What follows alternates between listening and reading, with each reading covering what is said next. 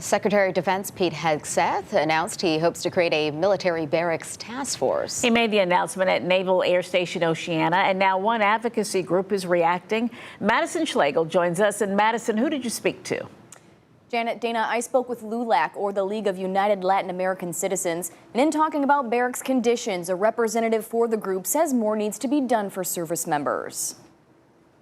Larry Romo is the vice president of veterans for LULAC. Romo says Pete Hegseth's announcement about a task force to improve barracks at bases like Naval Air Station Oceana comes a little too late. It's essential that we have an enhanced quality of life as much as we can for our enlisted personnel and officers for that matter.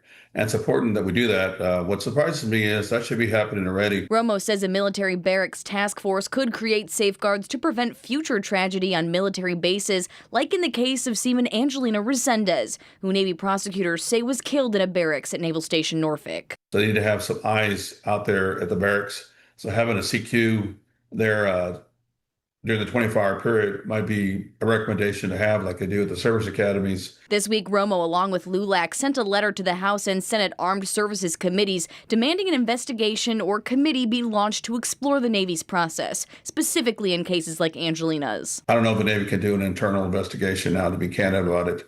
So there are just too many questions with this case. In order to start the project, Hegseth says the funding for the military barracks task force will come from President Trump's proposed spending bill. But Romo says better safeguards and protections need to be put in place regardless of politics on a federal level. When it comes to providing for the military and for veterans for that matter, it has to be apolitical. It has to be bipartisan. Romo says he expects the Armed Services Committees to respond to LULAC's letter. And in the case of Angelina Resendez, a lawyer for the family confirms a trial will move forward. Madison Schlegel, 13 News Now. And Hegseth says he wants a strategy in place for the barracks task force in the next 30 days.